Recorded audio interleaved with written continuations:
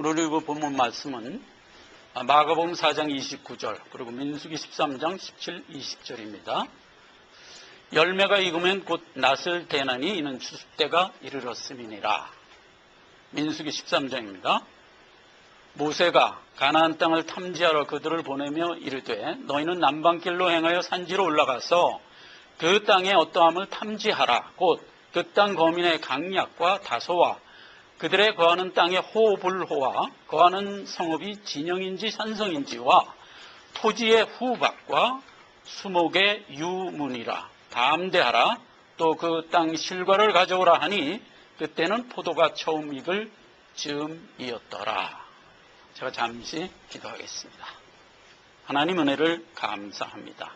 하나님께서 우리 연 계획에 따라서 수련회로 2박 3일을 갖게 됩니다. 이 기간 내내 저희와 동행해 주시옵소서. 우리의 발걸음 하나하나에 기쁨을 선사해 주옵시고 또 영적으로도 유익을 안고 돌아가는 귀한 시간이 되기를 원합니다.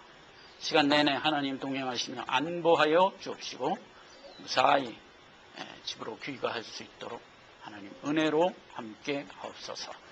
예수님의 이름으로 기도했습니다. 아멘. 엘룰월의 소고라는 제목으로 말씀을 증거하려고 합니다. 엘룰월 그러면 이스라엘 발음의 월 이름입니다. 8, 9월에 해당하는 달이죠. 포도가 익어서 수확할 때가 되는 계절입니다. 포도를 수확하는 때. 자, 이 포도 농사와 관련해서는 인간이 최초로 농사를 진 게 포도 농사라는 사실 아십니까? 홍수로 모두 인류가 멸절되고 이제 홀로 8 식구가 남아서 시작한 게 농사인데 그때 노아가 포도 농사를 지었습니다. 창세기 9장 20절입니다. 노아가 농업을 시작하여 포도나무를 심었더니 첫 농사의 제목이 포도농사입니다. 사실상 이것은 하나님의 구속사역을 상징하는 내용입니다. 요한복음 15장 1절 이하에 가면 하나님의 포도농사에 대해서 이렇게 기록되어 있습니다. 요한복음 15장 1절입니다. 내가 참 포도나무요 내 아버지는 그 농부라. 무릇 내게 있어 과실을 맺지 아니하는 가지는 아버지께서 이를 제해버리시고 무릇 과실을 맺는 가지는 더 과실을 맺게 하려 하여 이를 깨끗게 하시느니라. 너희는 내가 일러준 말로 이미 깨끗하였으니 내 안에 거하라. 나도 너희 안에 거하리라. 가지가 포도나무에 붙어있지 아니하면 절로 과실을 맺을 수 없음 같이 너희도 내 안에 있지 아니하면 그러하리라. 이렇게 기록을 하고 있습니다. 자, 이 포도농사는 하나님이 우리를 구속하신 구속사역의 상징으로 주신 농사다 하는 것을 이제 먼저 인식을 하시고, 포도와 관련해서는 포도는 우리에게 치유의 역사함을 하는 것으로 성경에 기록되어 있어요. 누가복음 10장 34절에 보면 강도 만나 거의 죽어간 사람을 치유할 때 이렇게 치유했다고 되어 있습니다.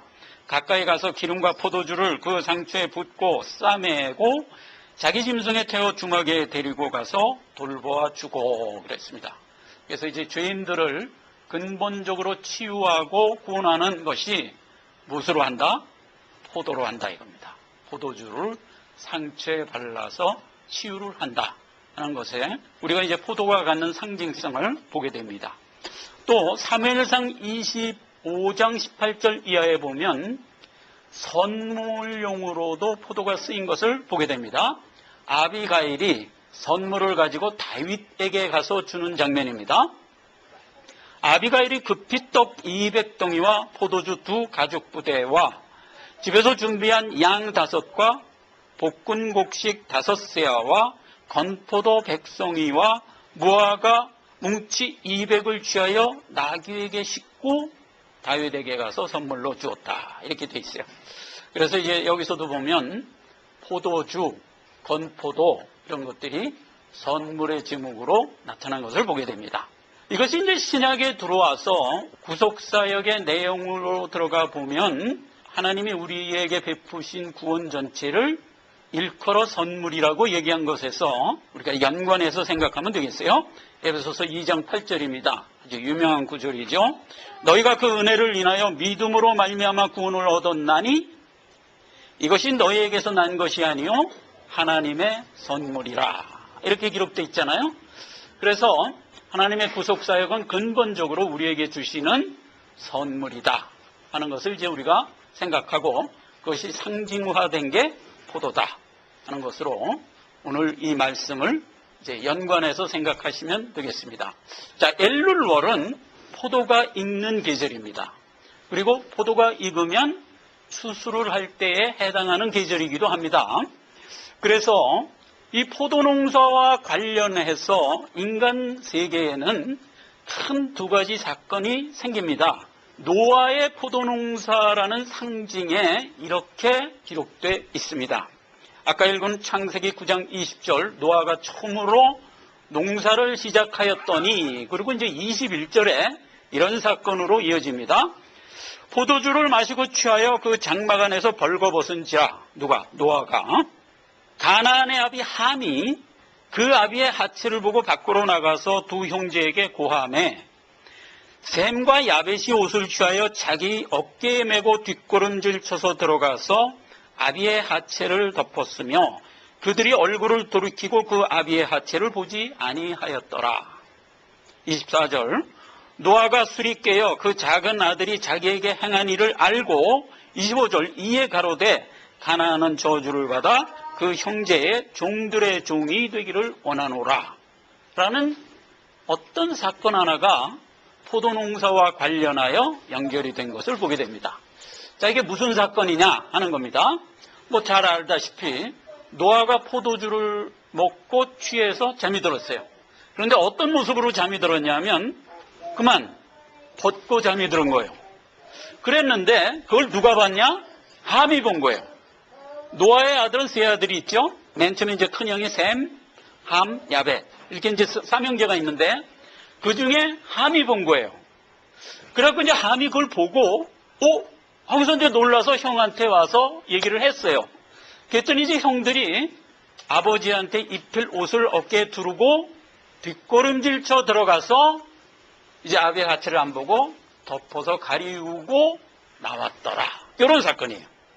그랬는데 노아가 나중에 이제 술이 깨서 그 된 소위를 알았어요. 함이 내 벗은 나신을 보았다며 이렇게 된 거예요. 그러고 저주를 한 겁니다. 함의 아들 가나안은 너희 형제들의 종들의 종이 될 거야. 이렇게 저주를 한 겁니다. 자, 이 사건이 도대체 무엇에 대한 내용이냐 하는 겁니다. 우리가 얼뜻 생각하기에는 이렇게 확 안 와닿습니다. 그러나 이것은 이제 포도농사, 즉 구속사역과 관련된 구속사역 끝에 일어나는 인간 세상에서의 모습을 상징화한 내용입니다. 자, 이 얘기는 마태복음 27장 예수님이 십자가에 못 박혀 죽으시는 장면에서 여실히 해석이 됩니다. 마태복음 27장 41절 이하를 제가 읽습니다. 여러분 그냥 귀로 들으시면 다 아는 내용입니다. 39절 지나가는 자들은 자기 머리를 흔들며 예수를 모욕하여 가로되 성전을 헐고 사흘에 짓는 자여 네가 만일 하나님의 아들이거든 자기를 구원하고 십자가에서 내려오라 하고 41절 그와 같이 대제사장들도 서기관들과 장로들과 함께 희롱하여 가로되 저가 남은 구원하였으되 자기는 구원할 수 없도다. 저가 이스라엘의 왕이로다. 지금 십자가에서 내려올지어다. 그러면 우리가 믿겠노라. 저가 하나님을 신뢰하니 하나님이 저를 기뻐하시면 이제 구원하실지라. 제 말이 나는 하나님의 아들이라 말하였도다 하니 이때 함께 십자가에 못 박힌 강도들도 이와 같이 욕하더라. 누가복음에는 하나가 더 첨가됩니다. 누가복음 23장 36절 군병들도 희롱하며 나와 신포도주를 갈대에 끼어 예수 입에 대며 희롱하더라. 이렇게 돼 있어요. 자, 예수님이 십자가에 못 박혀 죽으시는 것을 지금 각계각층의 사람들이 보고 욕하고 희롱하고 조롱했어요. 우선 지나가는 사람이 딱 보고 뭐라고 얘기를 했냐? 저 사람이 저 예수라는 사람 맞지? 저 사람이 평소에 성전을 헐고 사흘 안에 짓겠다고 호언장담하며 다닌 사람 아니냐? 그러면서 성전을 헐고 사흘 만에 짓는다며 이러면서 조롱을 하고 머리를 흔들었어요. 우리가 이제 평상시 대인 관계 가운데 서로 이제 악유가 생길 때 흔히 머리 흔드는 행동을 합니다. 바라보는 상대방을 가장 모욕하는 행동 중에 하나입니다. 머리를 흔드는 거. 제가 이 말씀을 준비하면서 회개했습니다. 상대방이 기가 막힌 짓을 하면 머리 흔들고 돌아선 것을 기억합니다. 그를 완전히 무시한 행동이죠. 지나가는 사람들이 예수 십자가를 보고 머리를 흔들었답니다. 참 한심한 것, 이랬다는 뜻이잖아요. 서기관들과 대제사장은 어땠나요? 평소에 예수님이 사람들 보고 내가 너를 구원할 자다, 내가 너를 구원할 자다 이러면서 다니셨어요. 사람을 구원하는 건 고사하고 너나 구원받지 그러냐 이러고 조롱을 한 겁니다. 그리고 네가 평소에 하나님 아들이라며, 만약 하나님 아들이라면 하나님이 지금 고통받는 너를 그냥 놔두겠냐? 하나님이 내려와서 너를 구원할 건데 어떻게 그렇게 죽어가고 있냐? 이러면서 조롱을 했어요. 참 합당하게 조롱을 한 것 같은데 어쨌거나 조롱을 한 겁니다. 더더군다나 그렇게 조롱하는 상황에서 함께 십자가에 못 박혀 죽어가는 강도들도 그와 같이 욕하더라. 그리고 이제 누가복음에는 군병들도 희롱하더라. 이렇게 해서 예수님이 십자가에 못 박혀 죽으시는 것을 모든 인간의 각계각층은 다 희롱하고 조롱을 했던 겁니다. 그러나 여러분, 예수님이 십자가에 못 박혀 죽으신 것은 우리를 구원하시기 위한 십자가 대속의 사역이었던 걸 우리는 알지요. 그러나 그 시대 모든 사람들이 그것을 몰랐습니다. 모르고 이렇게 희롱을 했던 겁니다. 이 사실을 이사야서 53장에는 아주 기가 막히게 기록하고 있습니다. 이사야서 53장 4절에 보면 그는 실로 우리의 질고를 지고 우리의 슬픔을 당하였거늘 우리는 생각하기를 그는 징벌을 받아서 하나님께 맞으며 고난을 받는다 하였도다. 사람들이 그렇게 생각한 겁니다. 십자가에서 죽으니까 다 하나님께 벌 받아서 지금 징벌을 받는다 이렇게 생각하고 조롱을 했던 겁니다. 그런데 실상은 뭐라고요? 자기 백성의 죄를 대신하여 지금 저주로 죽어가고 계셨던 겁니다. 그래서 예수님은 자기 백성의 죄를 대신하여 저주를 받아 그 죄값을 치르고 죽어야만 하는 길을 지금 가고 있었던 것입니다. 그걸 그 시대에 있는 모든 사람이 아무도 몰랐습니다. 그리고 이어지는 5절 이하의 말씀이 이렇게 되어 있죠. 그가 찔림은 우리의 허물을 인하며 그가 상함은 우리의 죄악을 인함이라. 그가 징계를 받음으로 우리가 평화를 누리고 그가 채찍에 맞음으로 우리가 나음을 입었도다. 우리는 다 양 같아서 그릇 행하여 각기 제 길로 갔거늘 여호와께서는 우리 무리의 죄악을 그에게 담당시키신 것이다. 이 말이에요. 이렇게 된 게 포도농사와 관련되어 일어난 사건입니다. 자, 여러분, 예수 그리스도가 십자가에 못 박혀 죽으시면서 결론적으로 거두어진 수확이 뭐죠? 자기 백성의 죄를 그 죄값으로 치르게 하는 일을 하셨어요. 우리가 그동안 지니고 살았던 우리의 죄는 이렇게 씻음을 받게 된 겁니다. 하나님이 그냥 너 이제 죄 없다 이렇게 해서 우리를 사한 게 아니라니까요. 어떻게 사했다고요? 우리의 죄값을 신이 하나님이 대신 치르고, 그러니까 온갖 모욕과 저주를 다 받으시고, 그리고 우리의 죄값을 치르고 우리를 깨끗게 하신 것이다. 이 얘기입니다. 그래서 예수님은 온갖 조롱을 다 받으시면서 십자가에서 능히 내려오실 수 있었음에도 불구하고 그대로 죽으신 겁니다. 그래서 우리의 죄는 깨끗함을 받고 우리가 구원을 얻게 된 거죠. 이것은 바로 포도농사와 관련된 하나님의 추수입니다. 그래서 하나님의 추수에는 두 가지 현상으로 나타납니다. 하나님의 구속사역에는 두 가지 현상으로 나타났어요. 어떻게 나타났죠? 사람들이 예수의 구속사역을 모르고 희롱하는 부류, 그리고 그 구속사역의 결과로 구원받은 부류로 나눴지요. 추수도 마찬가지예요. 예수님의 그러한 십자가 대속의 결과로 두 부류의 추수가 생겨났습니다. 마태복음 13장 12절에는 비유 중에 두 추수에 대해서 이렇게 얘기를 합니다. 손에 키를 들고 자기의 타작마당을 정하게 하사 알곡은 모아 곳간에 들이고 쭉정이는 꺼지지 않는 불에 넣으리라 그랬어요. 그래서 모든 추수에는 두 가지 형태의 추수가 있습니다. 하나는 알곡을 모아서 거두는 겁니다. 그리고 쭉정이와 가라지는 또 따로 모아서 거두어서 어디로 넣는다? 땔감으로 쓰는 겁니다. 그렇죠? 그런 두 가지 추수가 언제나 추수에는 병행된다 하는 것을 이제 비유 속에서 우리에게 알려줬습니다. 이러한 추수의 내용은 실제로 하나님이 하시는 구속사역이다라는 게 그 마태복음 13장의 비유를 우리에게 주시고 나중에 집에 와서 제자들에게 그 비유를 해석할 때 주님이 이렇게 해석을 해줍니다. 대답하여 가라사대 좋은 씨를 뿌리는 이는 인자요 같은 세상이요 좋은 씨는 천국의 아들들이요 가라지는 악한 자의 아들들이요 가라지를 심은 원수는 마귀요 추습되는 세상 끝이요 추습꾼은 천산이라. 이렇게 해석해 줬어요. 자, 어떻게 더 필요합니까? 해석이. 이것으로 충분합니다. 밭은 뭐라고요? 세상이라니까요. 세상에 우리가 살고 있어요.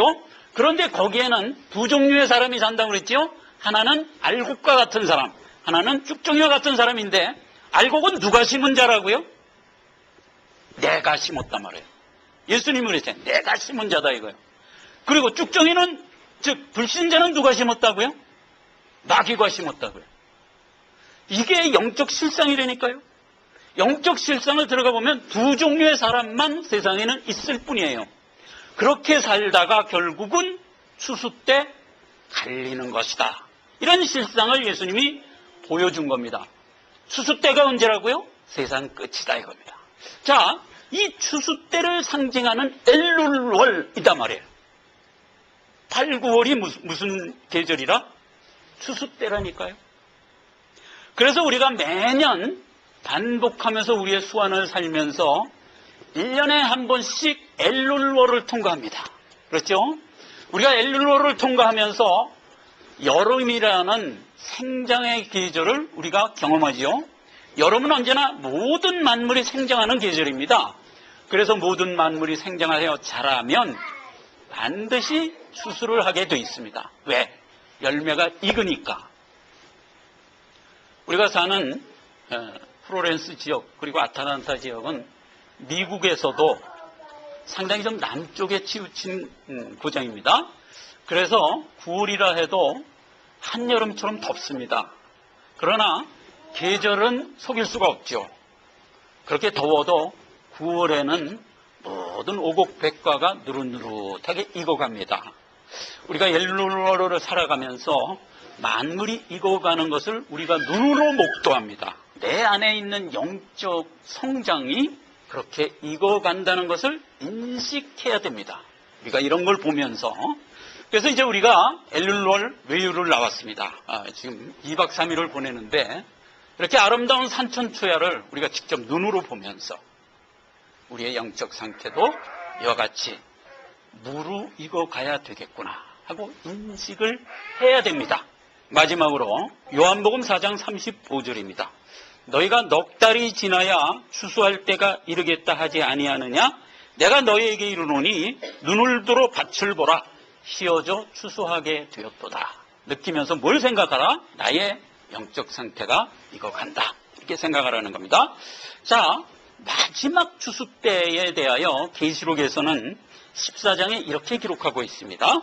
천사가 낫을 휘둘러 땅의 포도를 거두어 하나님의 진노의 포도주 틀에 담음에 성 밖에서 그 틀이 밟히니 틀에서 피가 나서 말굴레까지 닿았고 1600 스타디온에 흘렀더라.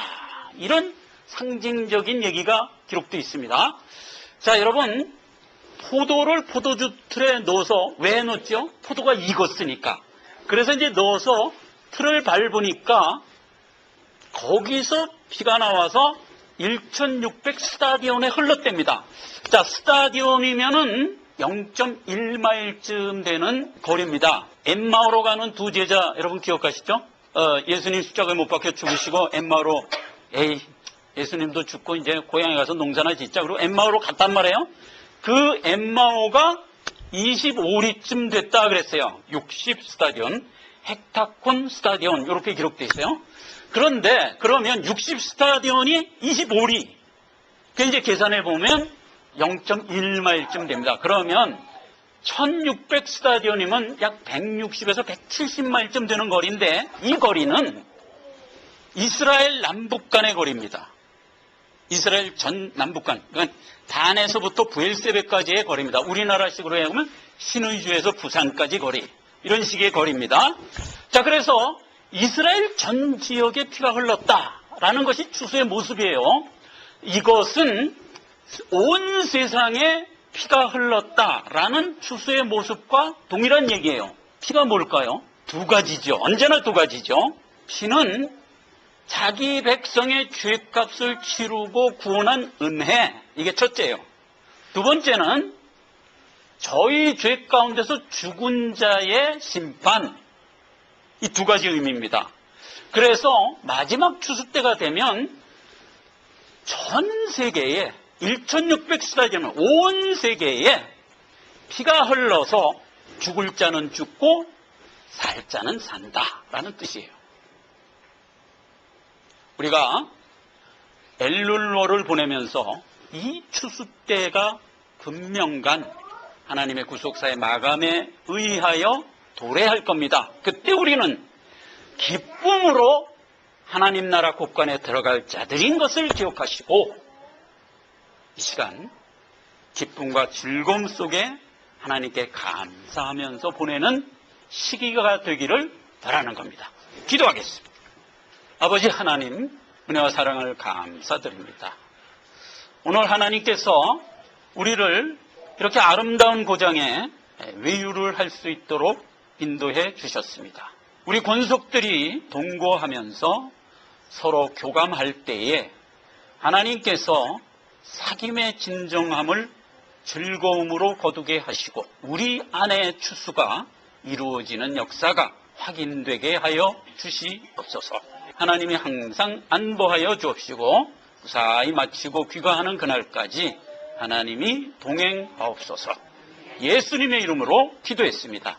아멘. 우리 창세기 1장 1절 말씀을 한 목소리로 태초에 하나님이 천지를 창조하시니라. 자, 이 말씀은 성경 말씀에 첫 주신 말씀입니다. 우리에게 영생의 말씀을 주신 하나님의 말씀 중에서 창세기 1장 1절이 번째 것이라는 점에서 중요하고 하나님이 그 말씀을 히브리어로 우리에게 주셨습니다. 그래서 말씀을 히브리어로 한번 읽어보도록 하겠습니다. 히브리어는 보통 언어와 달리 왼쪽에서 이렇게 쓰도록 되어 있어요. 그래가지고 한 단어 한 단어씩 나열해서 썼습니다. 제가 읽을 테니까 따라 하시기 바라겠어요. 베레시트, 바라, 엘로힘, 엣, 하시아마임, 베엣, 하에라트. 7단어로 되어 있습니다. 자, 이 7단어 중에서 하나는 여러분들 아시는 단어입니다. 엘로힘 알겠죠? 7단어 중에서 하나는 이미 알고 들어가는 겁니다. 그리고 여기 초록색으로 쓴 at라는 말하고 그 밑에 있는 beat라는 말은 우리말의 조사입니다. 을이라는 뜻입니다. 조사라는 점에서 뭐 그렇게 부담 없이 기억하실 수 있죠? at, beat. beat는 그리고 을입니다. at는 을. 그러니까 벌써 7단어 중에서 3단어는 먹고 들어간 겁니다. 그럼 이제 4단어가 남았죠? 2단어는 바라시트하고 바라인데 이게 창조하다고 태초라는 뜻이에요. 그런데 이 단어도 이렇게 보니까 바라가 창조하다라는 뜻인데 두 번째 단어. 첫 번째 바라시트는 창조 전이라는 뜻이에요. 태초라는 뜻이란 말이에요. 그러니까 이제 이것도 4단어 중에서 같은 음절로 된 바라시트 바라. 그러니까 기억하기가 조금 쉬워졌죠? 그 다음에 이제 나머지 2단어가 하늘과 땅입니다. 하샤마임, 하늘입니다. 땅은 하에라츠. 그것만 기억하면 나머지는 이제 쉽게 기억 속에 남아 있습니다. 그런 사전 지식을 갖고 다시 한번 읽어보는데 뜻을 묶어서 읽어보도록 하겠습니다. 바라시트 바라. 그 다음에 아는 단어 엘로힘. 뜨하샤면 베트 하에라츠. 자, 그러면 연습을 했으니까 우리 다 같이 복창합니다. 바라시트 시작. 바라시트 바라 엘로힘 에트 하샤마임 베에트 하에라츠. 드디어 창세기 1장 1절을 히브리어로 읽으시는 역사적인 순간을 우리가 보냈습니다. 하나님의 말씀은 하나님의 영감으로 된 것인 것은 다 아시죠? 지금 이 창세기 1장 1절이 굳이 히브리어로 되어 있고 히브리어는 넘버릭 시스템으로 된 언어입니다. 즉 알파벳 하나하나에 숫자가 매겨져 있습니다. 근데 세상 언어 중에서 넘버릭 언어가 3개가 있습니다. 하나는 히브리어, 두 번째 헬라어, 세 번째 라틴어입니다. 각 음절에 숫자값이 있습니다. 전 세계의 언어에 숫자값이 있는 언어는 이 3가지밖에 없는데 놀랍게도 하나님이 성경 말씀을 이 3 언어로 기록했어요. 그 언어에 있는 숫자값이 어떤 의미를 주고 있는데 그 의미가 어떤 의미냐면 이건 하나님이 아니면 할 수 없는 설계다라는 증거를 딱 우리에게 주고 있습니다. 그래서 오늘 의미가 뭔가 하는 것을 우리가 좀 확인해보고 그리고 하나님의 말씀은 정말 하나님이 우리에게 주신 말씀이구나 하는 것을 이 시간 아주 분명하게 인식하고 돌아가는 시간이 되기를 바라는 겁니다. 지금으로부터 23년 전에 호주의 창조과학지에 실린 논문의 내용입니다. Evidence of Superstial Design in the Divine Prologue라고 해서 경에 있는 첫 말씀 안에 초월적인 설계가 있다는 증거, 이런 논문의 제목입니다. 창세기 1장 1절에 숫자 값을 통해서 우리에게 준 증거들이 꽉 숨어 있는데 그걸 우리가 오늘 찾아봅니다. 근데 제가 오늘 예를 들어서 창세기 1장 1절을 소개하는 것뿐이지 전 성경에 그런 초월적인 설계가 있어요. 이게 틀림없이 하나님이 아니고서는 쓸 수 없는 구절이구나 하는 것을 이제 느끼게 될 겁니다. 뜻을 다시 한번 확인합니다. 바라시트 바라 엘로임 에트 하샤마임 비에트 하에라츠. 이제 아시는 바대로 바라시트는 태초 바라 창조하다. 그 다음에 엘로임 하나님, 에트 을, 하샤마임 하늘, 베에트 을 그리고 하에라츠 땅. 그래서 태초에 하나님이 천지를 창조하시니라. 이렇게 된 이제 히브리어 성경입니다. 이 창세기 1장 1절은 하나님이 쓴 말씀의 첫 마디라는 점에서 중요하고 하나님이 우리에게 주신 성경 말씀은 아무도 할 수 없는 설계를 내용으로 품고 있다는 증거를 가지고 있는 언어다 하는 것을 이제 오늘 확인해 보고자 하는 겁니다. 호주에 있는 창조지 논문에 여기에 부제가 어떻게 됐어요? 초강축, 울티메이트 어세션. 지금 하나님이 창세기 1장 1절로 주신 말씀의 내용은 천지 만물은 하나님이 창조하셨다라고 선언한 거예요. 쉬운 얘기입니다. 자, 그런데 여러분 세상이 하나님이 천지를 창조했다는 것을 안 믿는 거 아시죠? 안 믿습니다. 그리고 또 자유주의 교회도 안 믿습니다. 자유주의 교회는 뭐죠? 교리를 인본주의 교리로 바꾼 거짓 교회입니다. 그러한 교회에서도 하나님이 천지를 창조했다는 것을 안 믿습니다. 그런 의미에서 그들도 사실은 불신자입니다. 성경에서는 그걸 뭐라고 그러죠? 바벨론 음녀라고 그럽니다. 자, 그래서 우리가 살고 있는 이 세상은 세상을 이렇게 보면 하나님의 말씀 1장 1절을 대적합니다. 안 믿는 게 대적하는 거잖아요. 안 믿고 그 다음에 교회 안으로 들어와 봐도 상당 부분의 교회가 그걸 안 믿습니다. 자, 그래서 이게 굉장히 지금 중요한데 그러면 여기서 이제 문제가 됩니다. 하나님이 천지를 창조했다는 걸 만약 안 믿는다면 그 다음부터 이어지는 모든 신앙의 일거수일투족은 다 헛겁니다. 즉 아무리 내가 믿음이 있다고 주장을 해도 그가 창세기 1장 1절을 안 믿는다면 그는 불신자입니다. 요 분명한 것을 오늘 이 시간 인식하고 자기 자신을 확증하시기 바랍니다. 내가 과연 하나님이 천지를 창조한 것을 믿는가 한번 반문해 보시기 바랍니다. 만약 거기에 약간의 의문이 있다면 이 시간 회개하세요. 그거 분명히 믿으셔야 됩니다. 그래야 믿음의 첫 일보가 되는 겁니다. 이게 안 되면 절대로 믿음의 첫 일보가 안 밟힌 겁니다. 아직 불신 세계에 머물러 있는 겁니다. 이 엄청난 사실을 오늘 우리가 인식해야 돼요. 자, 넘버링 시스템이 가지고 있는 기능에는 여러 가지 기능이 있습니다.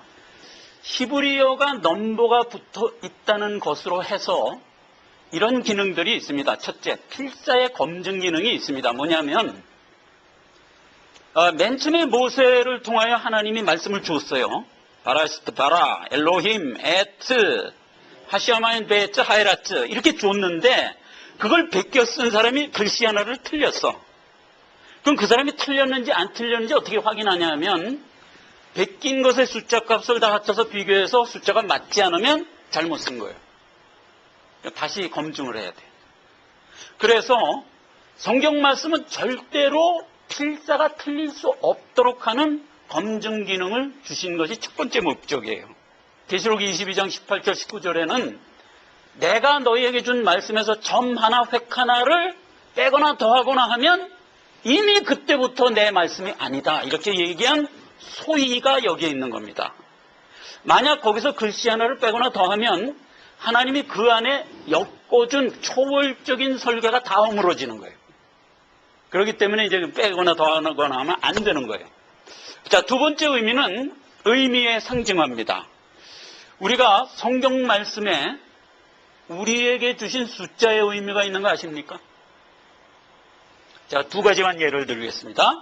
마태복음 1장 17절에 보면 아브라함과 다윗의 대수에 대하여 하나님이 기록하고 있어요. 근데 대수를 어떻게 기록하고 있냐면 아브라함서 다윗까지 14대, 그 다음에 다윗서부터 바벨론 이거할 때 14대, 그 다음에 바벨론 이거서부터 예수까지 14대 해서 14대니라 라고 소개를 했어요.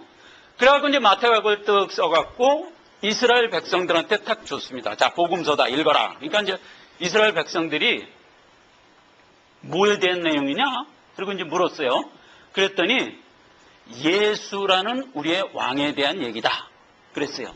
그랬더니 이제 이스라엘 백성들이 예수가 누구야? 그랬어요. 마태가 그때 한 얘기가 예수는 다윗의 계보를 이은 왕이야. 이렇게 얘기했어요.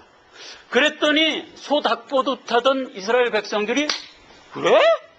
그러고 관심을 갖고 들어온 거예요. 이거 굉장한 겁니다. 근데 이스라엘 백성들이 복음서를 줬는데 시답지 않게 생각하는 거야. 근데 이게 다윗의 계보를 이어서 나올 이스라엘 왕에 대한 얘기야. 그러니까 정신 바짝 차리고 들어왔다니까요. 그러한 의도로 다윗의 계보를 지금 14대로 쪼갠 거예요. 그런데 14이 무슨 의미냐? 다윗이라는 히브리어의 숫자값이에요. 다윗, 따렛, 그 다음에 와인, 따렛. 이게 다윗의 이름인데, 따렛이 4, 와인이 6, 따렛이 4 해서 14예요. 그러니까 이스라엘 사람들은 14 그러면 다윗, 이렇게 누구나 다 알고 있는 거니까 아주 상식이에요. 왜냐하면 우리는 말씀의 숫자값이 없기 때문에 숫자 갖고 들이댄다면 별 의미가 없지만 이스라엘 사람에게는 모든 단어의 숫자값이 있기 때문에 아주 중요한 단어들은 숫자값을 다 알고 있어요. 상식적으로. 그래서 14 그러면 그건 다윗이야.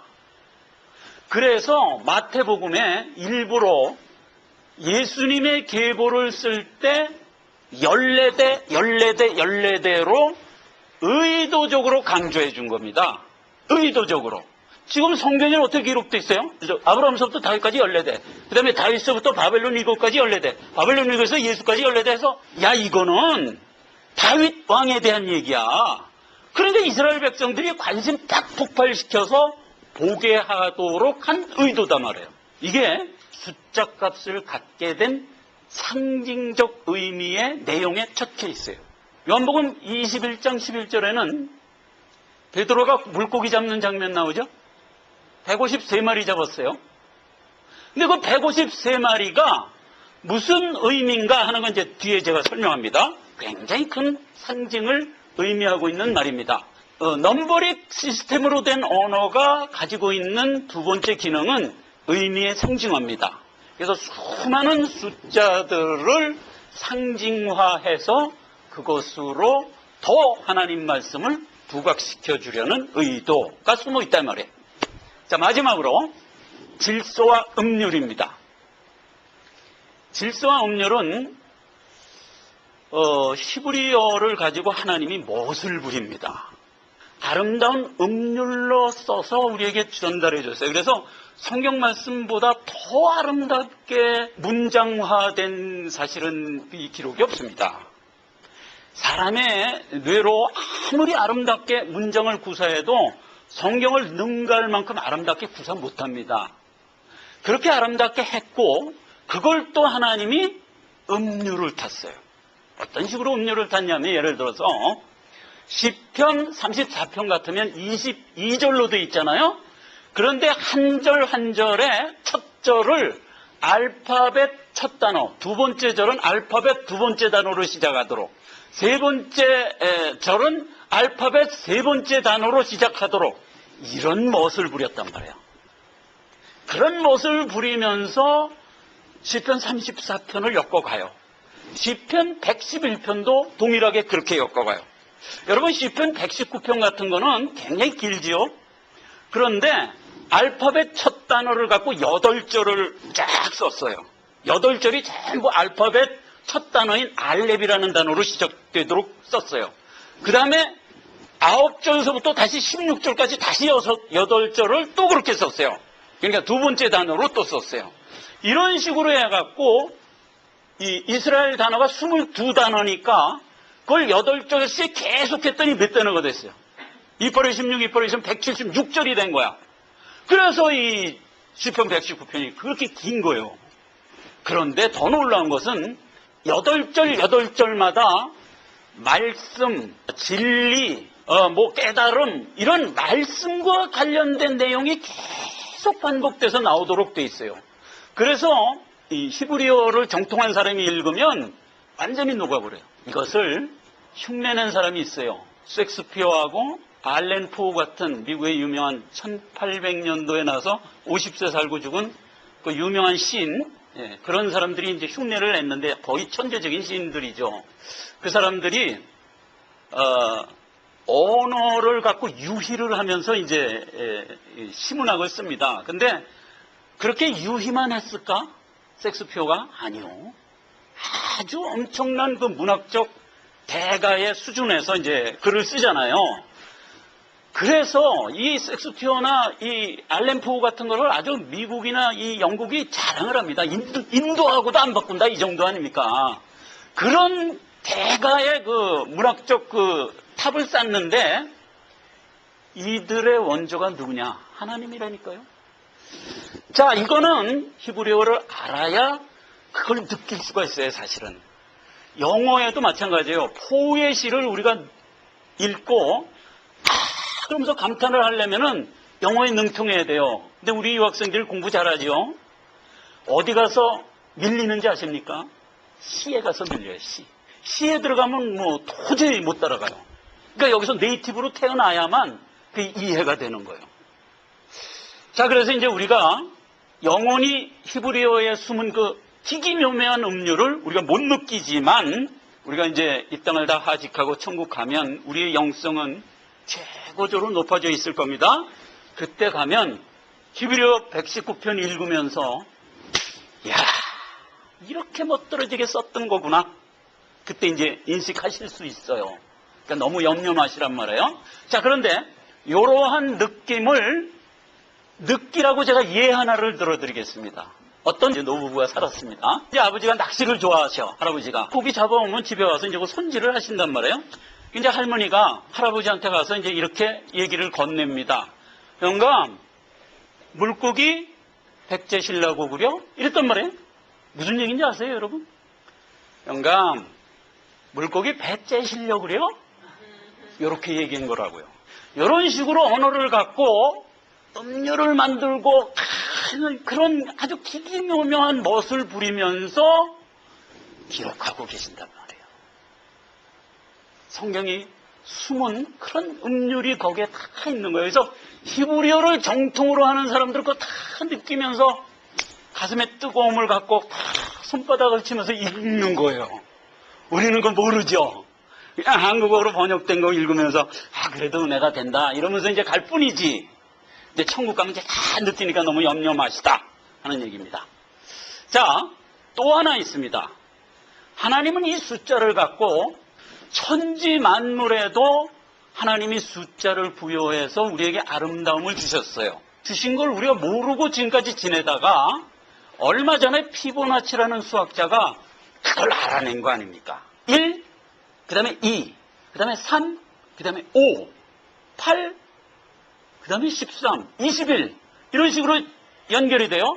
34 바로 그 전 숫자 두 개를 합친 거로 연결되는 수열, 이게 피보나치 수열입니다. 근데 이게 하나님이 만든 수열이에요. 근데 이 수열이 뭐 그렇게 중요하냐? 굉장히 중요합니다. 피보나치가 뭘 발견했냐면 이거 해바라기예요. 해바라기 씨가 가운데 딱 하나가 꽂혀 있어요.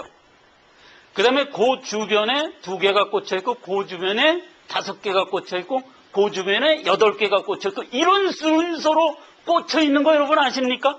장미꽃 한 송이를 툭 떼서 꽃잎을 보세요. 맨 가운데 꽃잎 하나가 툭 나오고 그 다음에 2개, 3개, 5개, 8개, 13개 이런 식으로 꽃잎이 돼 있다니까요. 파인애플이 있습니다. 파인애플에 돌기가 있죠. 밑에가 좀 좁고 가운데가 볼록해요. 그 다음에 다시 좁아져요. 그럼 그 돌기 숫자가 피보나치 수열로 늘어나요. 그러다가 다시 피보나치 수열로 줄어요. 이 솟아난 잎하고도 보면 가운데 잎하고 하나 있고 피보나치 수열대로 잎사귀가 솟아났어요. 만약 어떤 잎하고가 피보나치 수열대로 안 솟아나잖아요? 그러면 그 파인애플 뜻 갖다 보면 이거 병 들었나 보네? 이렇게 보인다니까. 하나님이 정한 숫자값이에요. 자연계에 부여한 숫자값이에요. 그걸 지금까지 몰랐어요. 그랬는데 최근에 피보나치라는 수학자가 그걸 알아냈어요. 그리고 만물에 적용시켜 보니까 세상에 하나님이 그렇게 모든 걸 엮었더라고요. 그래서 아름답게 느끼도록 만드셨어요. 하나님의 작품이에요. 음악도 마찬가지입니다. 음악의 도레미와 솔라시도 중간에 반음이 하나씩 있도록 돼 있어요. 근데 이것도 숫자값이에요. 뭐냐면 음악은 소리의 파장이거든요. 근데 그 소리의 파장의 숫자를 일정하게 연결해서 음력을 만들었어요. 그래서 나중에 음악의 대가들이 그 기본적인 음에서 어떤 음도를 뽑아서 합치니까 화음이 되는 거야. 그렇게 해서 화음이 돼갖고 작곡한 곡들이 말하자면 클래식이에요. 유명한 곡들이 이제 그렇게 된 거예요. 그래서 유명한 그 음악가들이 그 하나님이 정한 음력을 뽑아서 화음 만들어서 작곡을 하는 거예요. 우리 일반인은 그러한 이제 하나님이 만드는 자연세계의 그 오묘함을 말하자면 연주하거나 그려낼 수가 없어요. 만약 우리가 그걸 전문하려면 전공을 해야 되는 거지, 말하자면. 그래서 이제 일반인들은 그걸 제대로 못 느껴요. 그러나 아까도 얘기했지만 우리가 이 땅에 소원을 다하고 천국 가면 우리의 영성은 최고조로 가 있을 겁니다. 그러면 그때 우리는 높아진 영성을 갖고 평소에 연주하고 싶으셨던 악기가 있습니까? 가서 연주하실 수가 있을 겁니다. 평소에 그리고 싶었던 그림이 있습니까? 가서 그릴 수가 있습니다. 미켈란젤로보다 더 훌륭한 작품을 거기 가서 얼마든지 그리고 즐기실 수가 있을 겁니다. 천국을 가면 우리가 하루 이틀 살 게 아니라 영혼을 살 거거든요. 영혼을 사는데 절대적으로 필요한 게 예술입니다. 예술 없이 영혼을 살기에는 너무 무미건조합니다. 그러니까 여러분 천국 가면 딱 훌륭한 예술성을 구비하고 얼마든지 음악계, 미술계, 무슨 문학작품계 다 구가하면서 하실 수가 있습니다. 골프가 안 맞아서 속상하십니까? 한 달 정도만 연습하시면 천국 가서 우리가 모든 것을 다 누릴 수가 있다 하는 소망을 갖고, 지금은 하나님이 우리에게 사명 줬어요. 각자에게 사명 줬어요. 하나님이 우리에게 주신 사명에 충실하면서 이 땅 살고 가서 우리가 하나님의 자녀로서 얼마든지 누릴 수가 있다. 너무 염려 마시라 하는 얘기입니다. 자, 본론으로 들어갑니다. 여기 보면 히브리어 단어가 있어요. 이게 이제 22음질이 나와 있습니다. 그리고 거기에 숫자값이 있습니다. 1, 2, 3, 4, 5 해갖고 쭉 숫자값이 있어요. 자, 그리고 아까 읽었던 창세기 1장 1절 바라시트의 숫자값을 보면 바가 2고 그 다음에 라가 200이고 그 다음에 알렙이 1이고 쉰이 300이고 요드가 10이고 맨 마지막에 타우가 400이고 해서 바라시트의 숫자값을 다 합치면 913이에요. 그렇게 해서 이제 913, 203, 86, 401 해갖고 창세기 1장 1절의 숫자값이 이렇게 툭 있는 거예요. 그걸 다 합치면 2701이에요. 그거 딱 기억해 두시기 바라요. 자, 그런데 이러한 숫자값이 뭐 그렇게 중요하냐? 뭐 그렇게 중요할 건 없어요. 아직은 뭐 저렇게 숫자값이 있다 하는 건 이제 아시고, 그 다음 장면으로 한번 가봅시다. 바라시트하고 엘로힘이라는 단어를 합치니까 999가 됐어요. 우연이죠? 예. 어떻게 저렇게 999라는 단어가 툭 나왔어요? 야, 우연이다. 그런데 이제 그 다음에 바라, 창조하다라는 단어하고 에트라는 을하고 그 다음에 하샤마임이라는 단어를 합쳤더니 또 999가 된 거야. 야, 이거 우연히 두 번 일어나네. 이제 이렇게 이제 생각할 수가 있습니다. 근데 세 번째 보니까 엘로힘이라는 단어하고 하샤마임이라는 하늘이라는 단어하고 베트라는 을을 합치니까 888이 된 거야. 자, 요쯤 되면 우연이 아닙니다. 숫자로 좀 하시는 분은 때로 이런 우연은 일어날 수가 없습니다. 확률을 좀 아시는 분 금방 아십니다. 이건 절대로 있을 수가 없습니다. 여러분 집에 가서 임의의 숫자를 놓고 저런 정렬된 숫자가 나올 수 있는 숫자를 한번 나열해 보세요. 한 번까지는 가능하고 두 번까지도 가능해요. 근데 세 번은 어렵습니다. 불가능합니다. 놀랍게도 네 번째 또 나옵니다. 엘로힘이라는 단어하고 하시아메이라 하늘을 하고 그 다음에 하에라츠라는 땅이라는 단어를 딱 하니까 777이 나온 거예요. 자, 이래서 7단어, 얼마 되지 않는 7 숫자를 갖고 이렇게 저렇게 엮어보니까 999, 888, 777이 나올 수 있는 확률은 불가능하다니까요. 누군가 의도적으로 설계된 숫자가 아니면 이렇게 될 수가 없어요. 수학을 조금만 아시는 분은 알아요. 자, 그거를 전제하고 그 다음에 999, 888, 777을 조금 분해해 봅시다. 이것은 112일의 정배수들입니다. 그렇죠? 그래서 777은 7배, 888은 8배, 그 다음에 999는 9배입니다. 그럼 112일이 도대체 무슨 의미가 된 숫자냐? 숫자적으로 들여다보면 37을 3번 더한 숫자 값이 111입니다. 자, 그거는 뭐 여기까지 제가 이제 엮고 간 건데, 그렇다면 37이 뭐냐? 이렇게 들여다보면 얘기가 달라집니다. 자, 37은 별을 만들 수 있는 별의 도용수입니다. 그 다음 장면을 보면 이렇게 되어 있습니다. 별의 최소 단위를 가운데 파란 색깔 13입니다. 공이나 동전을 갖고 별 모양을 만들었을 때 최소로 필요한 숫자가 13이에요. 그런데 거기에 한 쾌를 더 두르면 37의 별이 돼서 조금 큰 별이 나오고요. 거기다 한 쾌를 더 두르면 73이라는 조금 더 큰 별이 나오는데, 그래서 별 모양의 최소값은 13, 그 다음에 두 번째 값이 37, 73이에요. 근데 뭐 별이 이런 거하고 무슨 상관이 있냐? 자, 그런데 이 별은 다윗의 별 그래갖고 이스라엘의 국기입니다. 근데 이 별이 무슨 의미를 이스라엘 국가에게 갖고 있냐면은 이스라엘 군병들이 가지고 다니던 방패가 별 모양입니다. 방패가. 자, 여기서부터 하나님의 설계가 모습을 드러내기 시작합니다. 자, 보세요. 방패, 그러면 무슨 의미냐 하면 성경에서 우리가 예능 프로그램에서 여보세요, 안무산 씨는 당신에게 무슨 의미가 됩니까? 라고 김인숙 씨한테 물었더니 김인숙 씨가 평생 원수 그랬단 말이에요. 그렇게 묻는다면 이 말이에요. 김인숙 씨한테 안무선 씨가 무슨 의미입니까? 천생연분, 이렇게 되는 거잖아요. 만약 이스라엘 백성들에게 하나님이 당신에게 무슨 의미입니까? 라고 묻는다면 이스라엘 백성의 90%는 뭐라고 대답하는지 아십니까? 하나님은 나의 방패셔. 이렇게 대답한다니까요. 안 그런 줄 아세요? 그래요. 시편의 구구절절이 나오는 얘기가 하나님은 나의 방패시오, 하나님은 나의 산성이시오, 계속 이렇게 나오는 거 아세요? 그래서 다윗의 별이 된 겁니다. 이 방패가. 이스라엘 군병들이 가지고 있는 방패 모양이 별 모양이에요. 그거 들고 나와서 싸웠어요. 그래서 이스라엘의 국기가 된 겁니다, 그게. 그리고 의미적으로 그 이스라엘의 별은 하나님은 나에게 있어서 방패야 라는 의미를 가지고 있는, 말하자면 상징입니다. 근데 그게 성경 말씀에 무수히 기록되어 있는 거 아시죠?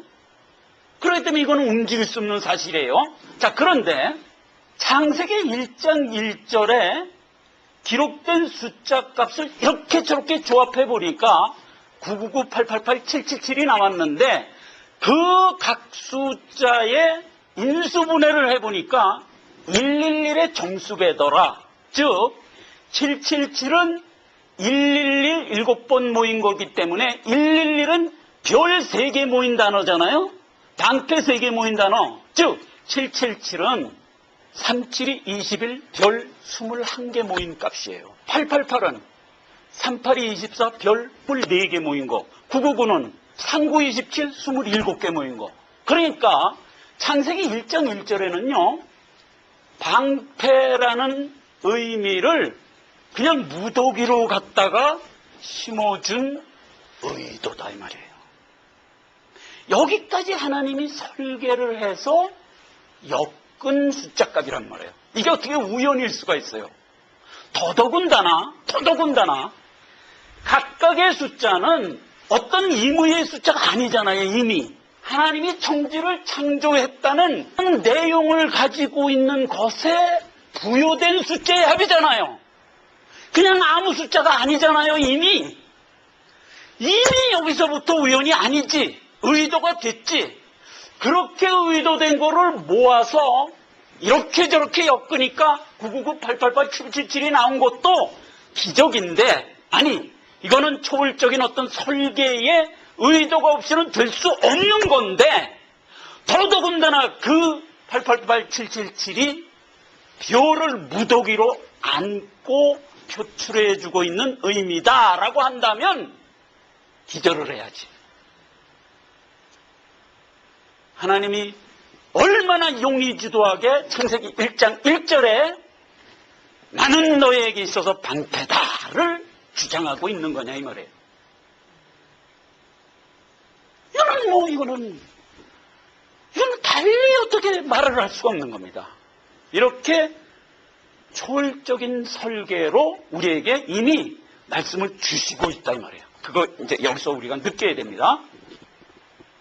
더 좀 들어가 보면 점점 더 사람을 환장하게 합니다. 여기서 얘기한 13, 37, 73이라는 숫자는 소수라 그러죠. 소수. 프라임 넘버라 그래갖고 자신과 일 이외에는 나누어질 수 없는 숫자들이에요. 별이 가지고 있는 값이에요. 이게 지금 방패가 가지고 있는 값이에요. 그러니까 방패는 하나님은 나에게 있어서 나를 지키시는 방패라는 이 말은 그 숫자 값이 나누어질 수 없는 숫자로 된 숫자 값이라니까요. 그건 또 무슨 의도냐 이거야.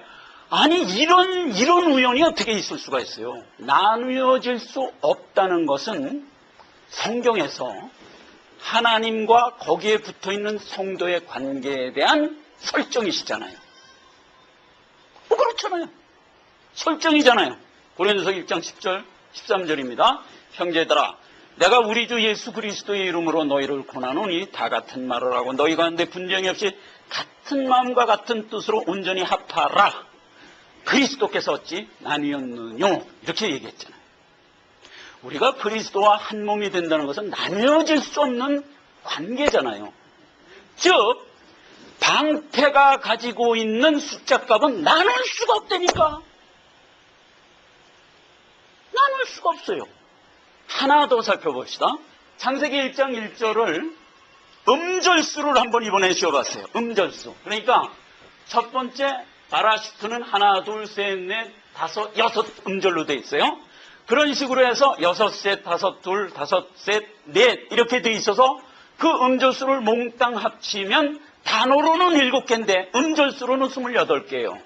그러니까 첫 번째 6과 마지막 전부 합친 28개가 어떤 의미를 갖고 있느냐? 이것은 완전수예요. 완전수라는 것은 배수 분해를 했을 때 6을 배수 분해하면 1, 2, 3이잖아요. 1로도 나눌 수 있고 2로도 나눌 수 있고 3으로도 나눌 수 있어요. 그런 배수를 이제 분해를 해보면 6은 1, 2, 3이에요. 그런데 그렇게 배수 분해된 수를 더하면 도로 제 숫자가 되는 거, 이런 건 너무나 숫자에서 특이하기 때문에 사람들이 이름을 붙였는데 퍼펙트 넘버라고 이름을 붙여요. 그래서 그걸 완전수라고 그래요. 이게 완전수예요, 이 6이. 그런데 놀랍게도 그걸 합친 28도 완전수예요. 그래서 28도 배수 분해를 하면 1, 2, 4, 7, 14 이렇게 분해가 되는데 이걸 몽땅 합치면 28이 돼요. 그런데 이렇게 배수를 나눠서 그걸 더하면 제수가 되는 숫자는 3천만까지 4개밖에 없어요. 놀랍죠? 6, 28, 496, 8128 요거밖에 없어요. 얼마나 특수한 숫자예요 이게. 하나의 첫 숫자와 그 다음에 그걸 다 합친 것이 완전수다 하는 것은 하나의 지체나 그것을 합친 몸이 완전하다는 것이 의미된 내용을 지금 우리에게 숫자로 보여주고 있어요. 그래서 이제 우리가 한 몸을, 우리가 이제 교회에 대해서 한 몸이라고 그러잖아요. 머리에 각 지체가 모여서 된 몸, 이게 교회잖아요. 갈라디아서 3장 16절에 이 약속들은 아브라함과 그 자손에게 말씀하신 것인데 여럿을 가리켜 그 자손이라 하지 아니하시고 오직 하나를 가리켜 네 자손이라 하였으니 곧 그리스도라. 그래서 지금 교회를 놓고 보면 그리스도와 거기에 붙어있는 각 지체 여럿이 한 몸을 이루고 있어요. 그런데 하나하나를 따져놓고 띄어서 봐도 완전하고 그 몽땅이 합쳐진 한 몸을 놓고 봐도 완전해요. 즉 아까 6과 28이 각각 완전수였던 것과 같이 그 완전하다는 것은 흔한 숫자가 아니라는 것까지 배려해가면서 3천만에서 4개밖에 안 된다니까. 그렇게 숫자값을 갖고 그리스도와 나와의 관계를 강변하고 있단 말이지. 고린도서 12장 19절 20절입니다. 만일 다 한 지체뿐이면 몸은 어디뇨? 이제 지체는 많으나 몸은 하나다. 지체와 몸은 언제나 하나고 각 지체는 완전한 하나님의 자녀며 몸도 완전한 하나님의 것이다 이 말입니다. 그걸 지금 숫자값이 창세기 1장 1절의 음절수가 그걸 또 강변해주고 있어요. 고린도서 12장 12절입니다. 몸은 하나인데 많은 지체가 있고 몸의 지체가 많으나 한 몸인 것 같이 그리스도도 그러하니라. 이렇게 해서 이제 우리에게 주신 교훈의 말씀이 그 창세기 1장이 가지고 있는 음절의 숫자 값을 가지고도 우리에게 이렇게 강조를 해주고 있다 이 말이에요. 정삼각형 수라는 게 있어요. 수학엔. 근데 이 정삼각형 수는 정삼각형을 만들 수 있는 도형수가 있어요. 제일 최소 정삼각형을 만들 수 있는 게 3개예요. 그래서 하나 놓고 둘 이렇게 놓으면 그게 최소 정삼각형을 만들 수 있는 숫자예요. 정삼각형 수는 어떻게 만드냐면 이제 수학에서 팩토리라고 그러는데 1, 그 다음에 2, 그 다음에 3, 그 다음에 4, 그 다음에 5 이렇게 계속 늘어놓으면 그게 정삼각형이 되는 거예요. 그런데 정삼각형 수를 계속 1에서부터 2, 3, 4, 5, 6 해가고 30까지 놓으면 그게 703이야. 그 703이 아까 무슨 값이었죠? 땅을 했을 때 땅의 값이었어요. 그 다음에 또 계속 늘어서 37번까지 늘어나면 2701이야. 2701은 무슨 값이었죠? 창세기 1장 1절 몽땅 합친 값이었죠. 그래서 창세기 1장 1절에서 땅도 정삼각형 수고 그 몽땅도 정삼각형 수인데 가장 안정된 도형이 삼각형이에요. 특히 정삼각형이에요. 그래서 하나님이 우리에게 주신 말씀은 우리에게 있어서 언제나 평안이에요. 샬롬이에요. 언제나 어지러움이 아니고 언제나 우리에게 안정과 평안을 주는 말씀이에요. 그래서 이제 이렇게 정삼각형 수로도 증명이 되도록 하나님이 역사했어요. 하나님이 지으신 모든 것을 보시니 보시기에 심히 좋았더라. 심히 안정된 모습이 천지만물 창조된 모습이에요. 그래서 아까 땅의 값 703이 정삼각형 수였던 거예요. 그리고 하나님이 천지를 창조하시니라라는 말 자체가 정삼각형 수였어요. 그렇게도 증명을 하나님이 숫자를 통해서 우리에게 강조를 해주고 있어요. 하나 더 봅시다. 그 2701의 정삼각형 수에서 703이라는 정삼각형을 가운데 내재시키고 나면 꼭지점 3개에 남는 게 666이에요. 703은 하나님이 심히 보기 좋게 우리에게 창조를 남기셨는데 우리에게 주신 세상, 이 땅이죠. 이 세상에 지금 누가 감싸고 있는 듯한 형국이죠? 마귀가 항상 하나님과 우리 사이에서 우리가 하나님께 나아가고자 하는 성정을 언제나 방해하고 있는 모습으로 된 게 죄된 세상이잖아요. 그걸 득 그려주고 있다니까요. 그리고 마귀도 어떻게 정삼각형이라는 완벽한 모양의 모습으로 될 수가 있냐? 그것도 놀라운 거예요. 마귀도 광명한 천사의 모습으로 자기를 위장한다니까요. 그래요. 그래서 우리가 살고 있는 이 세상을 마귀가 항상 하나님을 대적하는 모양으로 역사하고 있는 곳, 이게 죄된 세상의 모습이란 말이에요. 그런 모습을 창세기 1장 1절이 숫자 값으로 또 우리에게 보여주고 있다 이 말이에요. 누가복음 4장 5, 6절입니다. 마귀가 또 예수를 이끌고 올라가서 순식간에 천하만국을 보이며 가로되 이 모든 권세와 그 영광을 내가 네게 주리라. 이것은 내게 넘겨준 것이므로 나의 원하는 자에게 주노라 하고 마귀가 얘기했던 거예요. 그것을 이제 에베소서에서는 영적으로 이렇게 얘기했어요. 2장 2절에 그때 너희가 그 가운데 행하여 이 세상 풍속을 쫓고 공중의 권세 잡은 자를 따랐으니 곧 지금 불순종의 아들들 가운데 역사하는 영이라. 그래서 마귀가 지금 공중 권세를 잡고 우리에게 하나님을 대적하는 말하자면 마음을 갖도록 교사하고 있는 모습, 이게 죄된 세상의 모습이란 말이에요. 히브리서 12장 15절입니다. 너희는 돌아보아 하나님의 은혜에 이르지 못하는 자가 있는가 두려워하고. 그래서 성도들에게 이렇게 권면을 하는 겁니다. 지금 마귀가 어찌하든지 우리가 하나님께 이르지 못하도록 여러 측면에서 방해를 하고 있지만 너희는 거기에 져서 쓰러지지 말고 두려워하지도 말고 뚫고 나가서 승리하는 자가 되라 라고 권면을 했던 거잖아요. 자, 그 모습까지도 창세기 1장 1절이 담고 있다 이거예요. 무엇으로? 숫자값으로.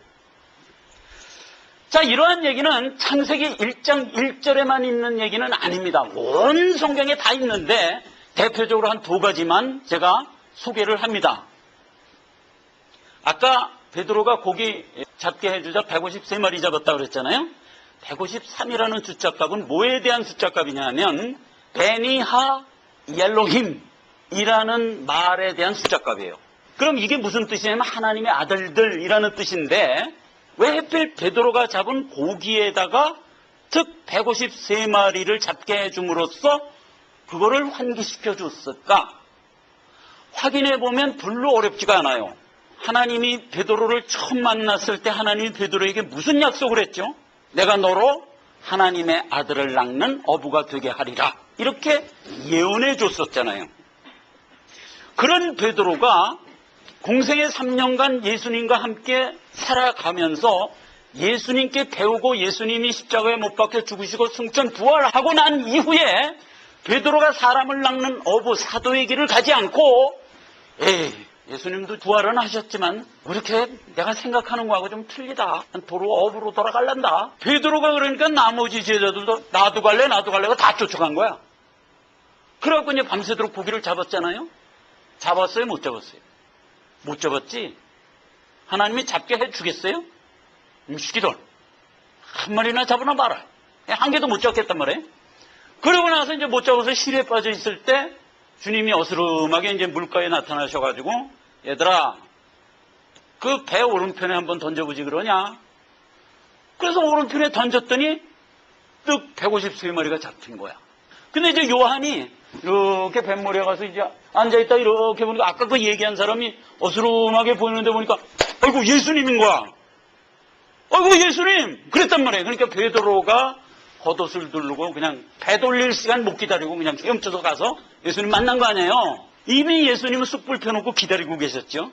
자, 베드로를 그때 거기서 하나님이 교훈하죠. 내가 나 사랑하느냐? 3번 묻잖아요. 사랑하지만 내가 뭐 행동으로는 사랑하지 못한 걸 이제 베드로가 아니까 퀴즈가 아유 나는 말 못합니다. 주님이 아십니다. 그래갖고 이제 한 발 빼고 있을 때 예수님이 그때 이제 베드로를 강하게 일으켜 세우지요. 네가 내 양을 칠 자다. 내 양을 먹일 자다. 이렇게 3번 후렴처럼 얘기해서 베드로를 일깨워줬잖아요. 그때 예수님이 사람을 낚는 어부가 되게 한다고 내가 분명히 얘기했지. 그걸 깨닫지 못하고 도로 어부로 돌아갔냐 이놈아. 다시 사도의 길을 가.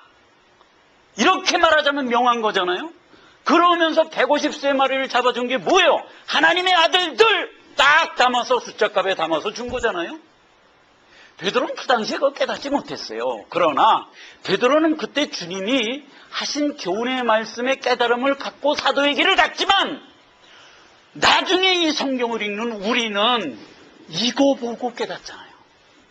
박수를 치면서 그래 내가 너를 사람을 낚는 어부가 되게 하리라 라고 했던 153마리를 잡게 하는 사건을 통해서 강조해 주셨구나 를 우리로 깨닫게 하잖아요.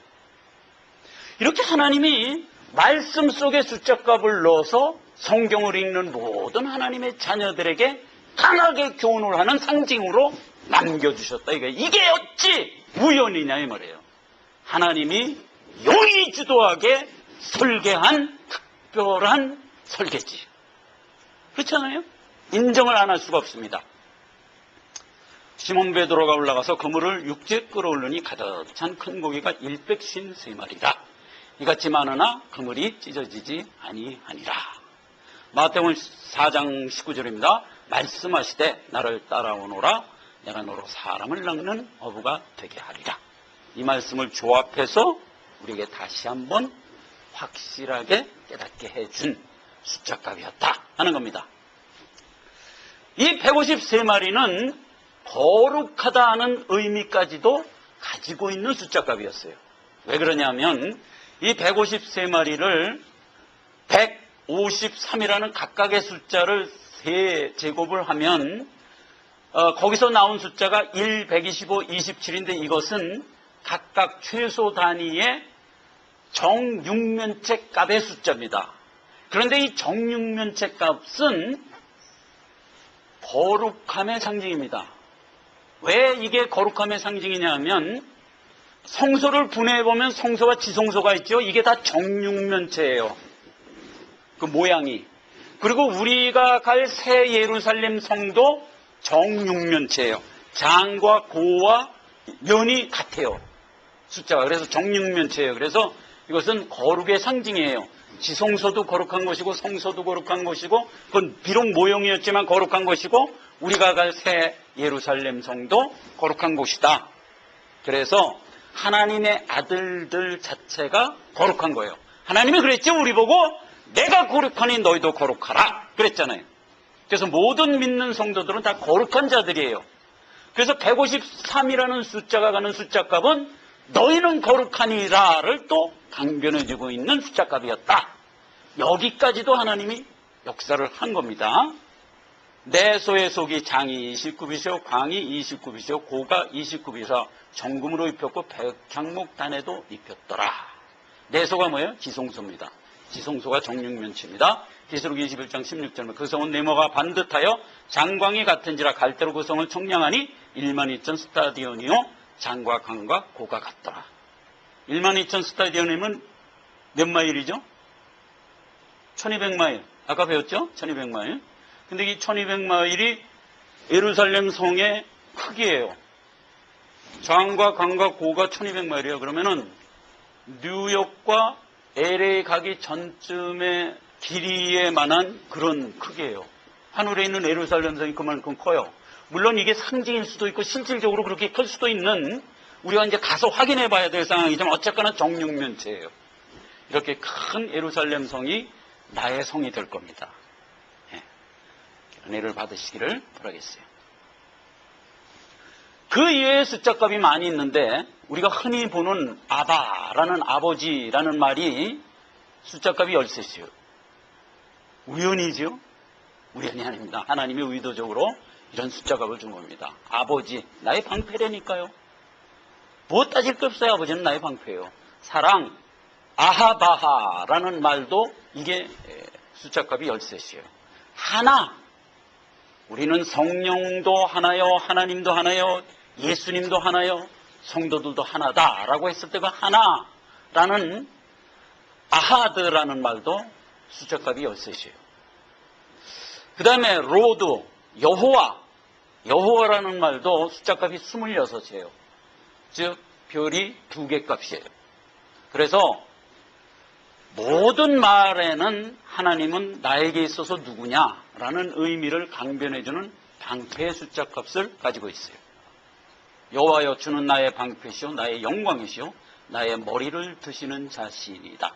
시편에 계속 나오는 고백이죠. 시편 18장 2절입니다.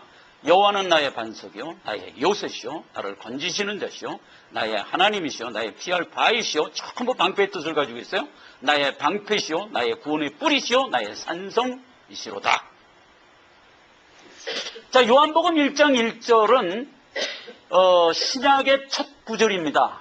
신약의 첫 구절로 우리가 이제 복음서의 첫 구절이니까 볼 수가 있는데 태초에 말씀이 계시니라 이 말씀이 하나님과 함께 계셨으니 이 말씀은 곧 하나님이시니라 그랬어요. 그런데 히브리어도 숫자값이 있지만 헬라어도 있다고 그랬잖아요. 근데 헬라어의 숫자값을 다 합치면 3627입니다. 자, 그런데 이 3627을 배수분해를 하면 3, 3, 13, 31이에요. 근데 이거를 조합을 할 때 3과 31을 곱하면 93이 되고 3과 13을 곱하면 39가 돼요. 그래서 39는 별 모양의 숫자값이에요. 그런데 13이라는 숫자값의 3배수면서 별 모양이에요. 그런데 이 숫자는 왼쪽에서 또 오른쪽으로 읽어도 별 모양으로 읽을 수 있고 왼쪽에서 또 오른쪽으로 읽어도 별 모양으로 읽을 수 있도록 묘수를 부렸어요. 39, 이쪽으로 봐도 39.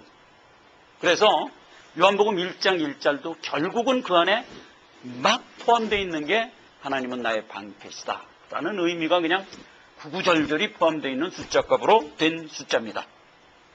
예수라는 말은 예수님이 공생애 3년을 사시면서 불렀던 이름이 아니에요.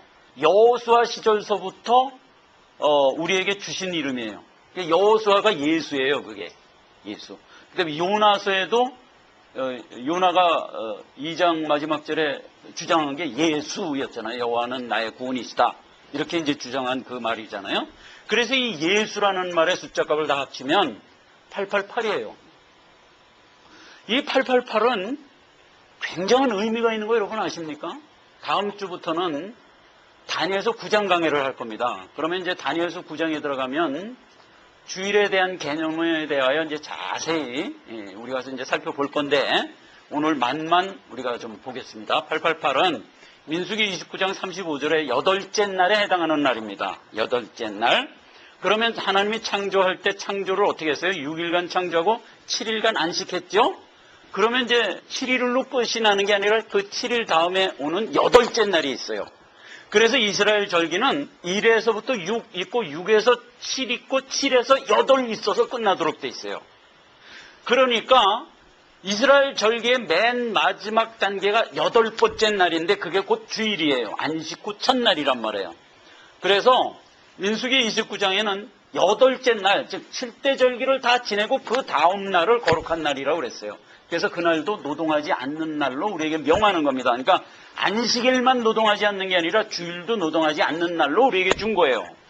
그 다음에 레위기 23장 3, 4, 3, 6, 3, 9절에는 이스라엘 자손에게 구하라. 7월 15일은 초막절이니 이게 7대 절기의 마지막 절기거든요. 이 7대 절기를 잘 지키고 7일 동안에 너희는 화제를 여호와께 드리라 그랬고 제8일에도 즉 7대 절기를 다 지내고 나서 그 다음 날도 동일하다 이 말이에요. 화제를 드리라 이거예요. 여호와께. 너희가 토지소산을 마치거든 7월 15일부터 7일 동안 여호와의 절기를 지키되 첫날에도 안식하고 8일에도 안식하라니까. 그래서 안식일만 안식하는 게 아니라 주일도 안식을 하라고 명을 했어요. 그러니까 이 주일이 안식일이 가지고 있는 모든 의미를 그대로 승계해서 우리에게 준 거예요. 뿐만 아니라 주일은 새로운 시작을 의미하는 날이고 그것은 천국에 들어가서 완성된 것을 의미하는 말이에요. 그래서 우리가 주일을 지키는 거예요. 그래서 이제 요한복음 7장 37절에 명절 큰날 곧 큰날에 예수께서 서서 외쳐 가라사대 누구든지 목마르거든 내게 와서 먹으라 그랬어요. 자 보세요. 명절 끝날 곧 큰날이 언제예요? 7대 절기 끝나고 난 그 이튿날 8일 즉 주일이라니까요. 그러니까 예수님이 뭐라 그랬어요? 주일날 누구든지 목마르거든 내게 와서 먹으라 그랬어요. 무슨 얘기예요?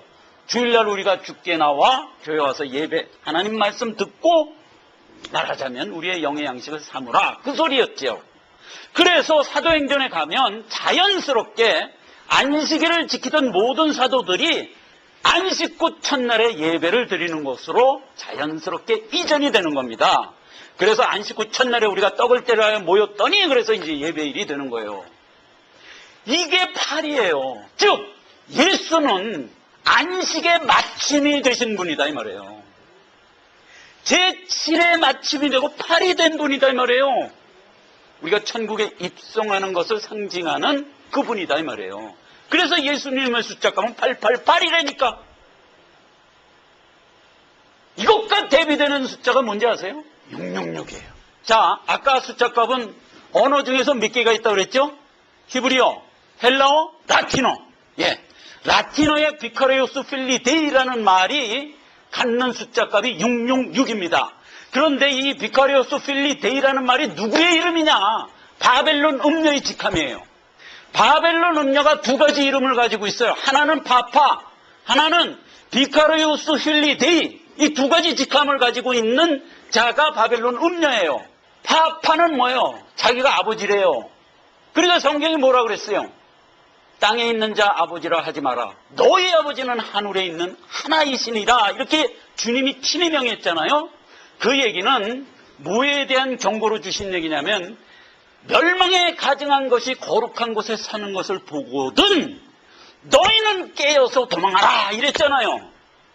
그때 그 얘기예요. 멸망에 가증한 것이 거룩한 곳에 선 것을 얘기하는 게 바로 비카리우스 파파예요.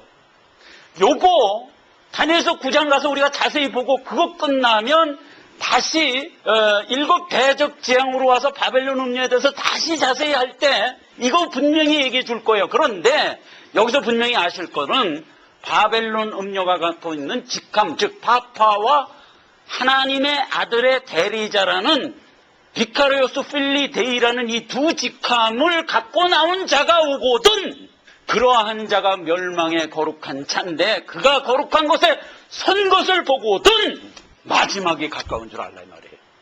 그게 대적재앙을 통해서 우리에게 예언으로 지금 주고 있어요.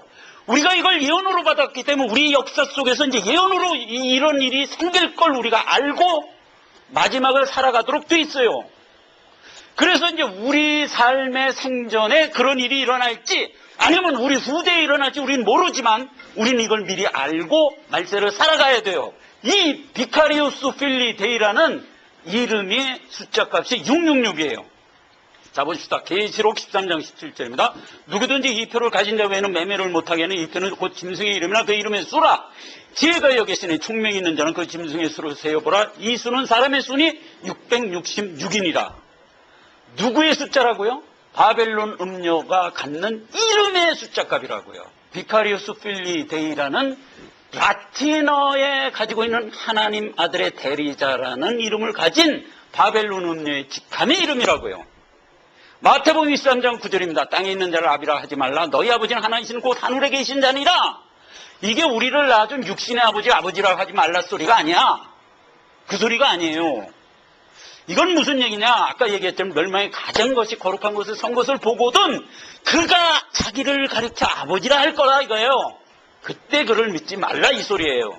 이건 이제 꼭 우리가 기억하란 말이에요. 출애굽기 31장 14절입니다. 너희는 안식일을 지킨지니 이날은 너에게 성일이 됨이라. 무릇 그날을 더럽히는 자는 죽일지며 무릇 그날에 일하는 자는 백성 중에서 생명이 끊쳐지리라. 주일이 누구예요? 예수 그리스도 아까 888. 주일을 제대로 지키지 아니하면 우리가 믿음 안에 들어가 있는 자가 아니오. 이거는 내가 어떤 율법적인 얘기로 하는 얘기가 아니에요. 성경이 말씀 안에 깨어있지 않으면 하나님의 아들이 아니라니까. 그 방법으로 주신 게 뭐예요? 안식일, 주일을 거룩하게 지키는 자로 우리를 불렀잖아요. 그래서 이제 우리가 주의 이름을 가지고 주의 말씀의 예배를 하는 자로 우리는 살아야 돼요. 그런데 세상에 이 666을 추종하면서 살아가는 방법으로는 구원을 얻을 수 없어요. 그렇죠? 이 666에 대해서 이름의 숫자값이라는 걸 오늘 확실히 기억하시고 자 우리가 더욱 경성해서 하나님 자녀로서 바른 신앙생활을 하는 자가 됩시다. 기도하겠습니다. 하나님 아버지 은혜를 감사합니다. 시간을 통해서 하나님의 말씀이 초월적인 설계를 통해서 기록된 것인 것을 우리가 숫자를 통해서 확인합니다. 그러지 않아도 하나님의 말씀은 하나님의 진리의 말씀인 것을 우리가 믿고 의지하오나 오늘 더욱 그 증언을 갖고 돌아갑니다. 우리의 믿음을 더하사 우리의 남은 여생을 더욱 주를 의지하며 살아가는 우리가 되기를 원합니다. 예수님의 이름으로 기도했습니다. 아멘. 오늘 증거할 말씀은 사도행전 2장 19절 말씀입니다. 또 내가 위로 하늘에서는 기사와 아래로 땅에서는 징조를 베풀리니 곧 피와 불과 연기로다. 이 말씀을 중심으로 해서요. 하나님이 하신 일이라는 제목으로 이 아침에 은혜를 받고자 합니다. 하나님이 세상을 향하여 하신 일을 이렇게 기록하고 있는 겁니다. 첫째, 하늘에서는 기사를 베풀었답니다. 그 다음에 두 번째, 땅에서는 징조를 베푸셨답니다. 그런데 그렇게 하신 일이 어떤 모양으로 나타났냐 하면 피와 불과 연기로서 나타났다. 이렇게 기록된 것입니다. 자, 하늘에서 기사로 보여준 것은 무슨 일일까? 그것은 다름이 아닙니다. 하나님이신 예수께서 죄인의 모양된 몸을 입고 이 땅에 성육신하신 사건, 그것이 하늘에서 일어난 기사입니다. 기사 그러면 뭡니까? 기적적인 일이 일어났다, 이런 얘기잖아요.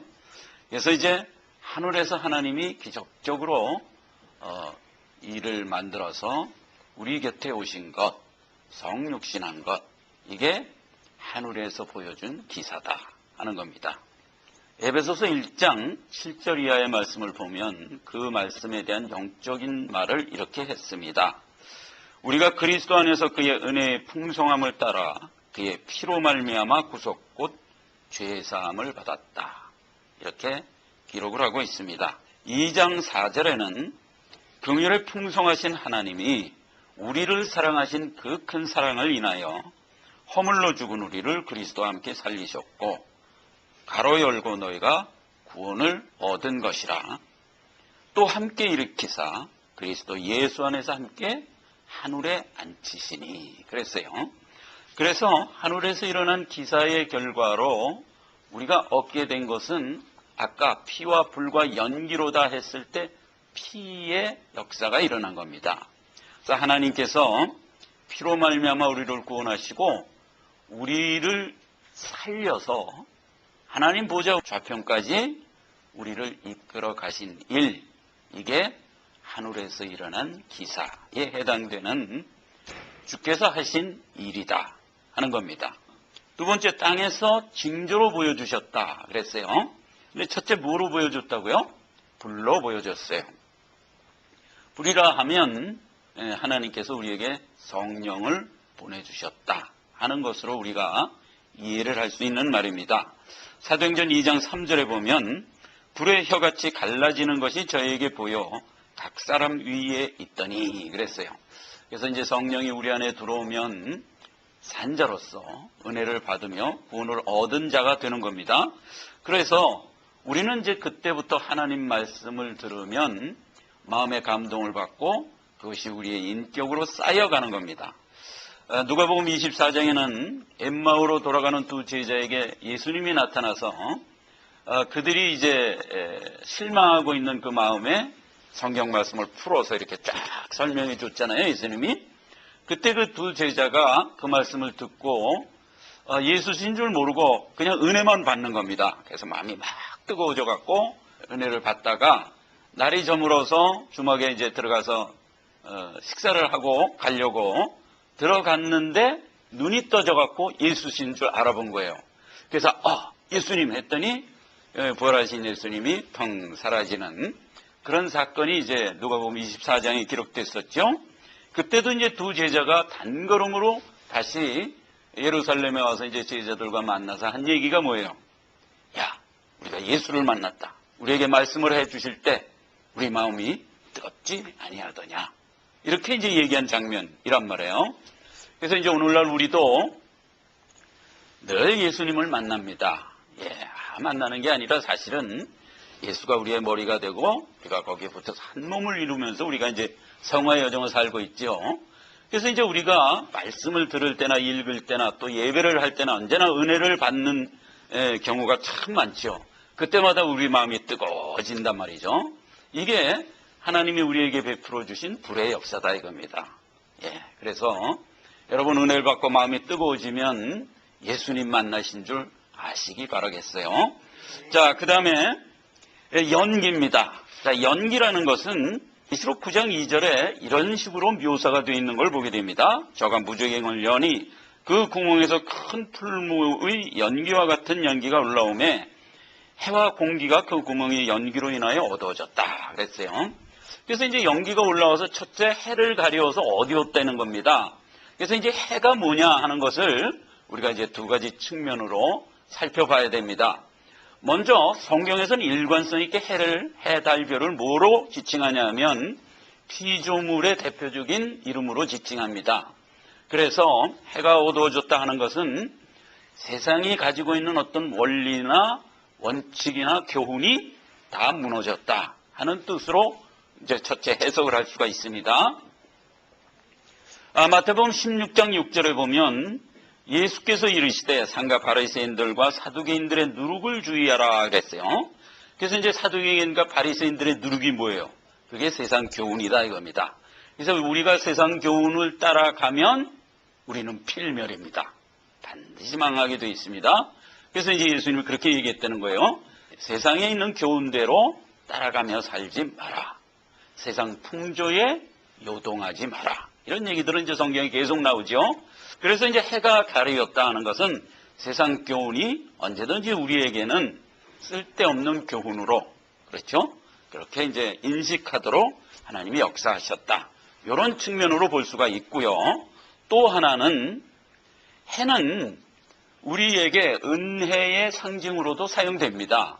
그래서 마태복음 13장 43절에는 우리가 이제 천국에 입성해서 들어가는 장면을 비유로 설명할 때 이렇게 설명한 장면이 있었어요. 그때 의인들은 자기 아버지의 나라에서 해와 같이 빛나리라 그랬어요. 그래서 이제 해는 우리가 이제 완성돼서 빛난 모습을 상징하는 말이기도 합니다.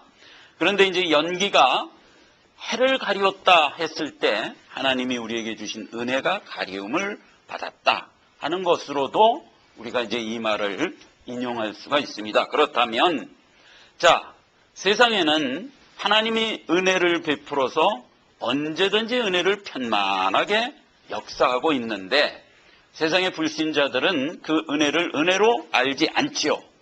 뭐로 아나요? 세귑거리로 안단 말이죠. 그리고 그 은혜를 부끄러워한단 말이죠. 그리고 그 은혜를 하찮은 것으로 생각한단 말이죠. 모든 불신자들이 생각하는 하나님 말씀에 대한 인식입니다. 그걸 얘기하는 겁니다. 하나님이 은혜를 베풀었지만 주를 거부하고 대적하는 모든 세력들은 그 은혜를 은혜로 받지 못하고 언제나 부끄러움으로 받는다든가 세귑거리로 여긴다든가 그런단 말이죠. 그래서 이제 주님은 이렇게 얘기합니다. 우리에게 하나님의 말씀을 부끄럽게 여기지 마라. 언제나 은혜로 받으라는 겁니다. 만약 하나님의 말씀을 부끄럽게 여기면 내가 아버지와 함께 이 땅에 재림할 때 너희를 부끄러워하리라. 그렇죠? 하나님의 말씀은 부끄러움의 대상이 아니라 은혜의 대상이요 복의 근원이다 하는 것을 우리에게 이제 이렇게 연기를 통해서 일깨워 주고 있습니다. 계시록 18장 4절입니다. 내가 들으니 하늘로서 다른 음성이 나서 내 백성아 거기서 나와 그의 죄에 참여하지 말고 그의 받을 재앙에 떨어지지 말라. 이렇게 교훈을 합니다. 세상을 따라 살면 세상이 받을 재앙에 우리가 떨어질 수밖에 없다. 거기서 나와 주신 은혜에 언제든지 거하며 살아가는 너희가 되어라 라고 이제 마지막 계시록 18장에서도 주님은 우리에게 교훈을 하고 있습니다. 자, 오늘 하나님이 우리에게 베풀어 주신 하늘의 기사, 땅의 징조, 즉 피와 불과 연기, 이러한 역사가 무엇인가 하는 건 이제 잠시 살펴봤어요. 결론적으로 요한복음 5장 24절 말씀을 읽으면서 이 아침에 말씀을 마치고자 합니다. 내가 진실로 진실로 너에게 이르노니 내 말을 듣고 또 나 보내신 이를 믿는 자는 영생을 얻었고 심판에 이르지 아니하나니 사망에서 생명으로 옮겼느니라. 이렇게 은혜 받은 것이 우리입니다. 하나님께 감사하면서 이 시간 기도하는 시간이 되기를 바라겠습니다. 기도하겠습니다. 하나님 은혜를 감사합니다. 수련회를 통해서 온 성도들이 이렇게 동거하면서 2박 3일을 보냈습니다. 마지막 하나님 새벽 기도 시간을 또 우리에게 베풀어 주셔서 너무나 감사합니다. 이 한 시간 모든 지체들이 하나님 앞에 간구할 때 그 간구를 다 들으시고 응답해 주시옵소서. 예수님의 이름으로 기도했습니다. 아멘.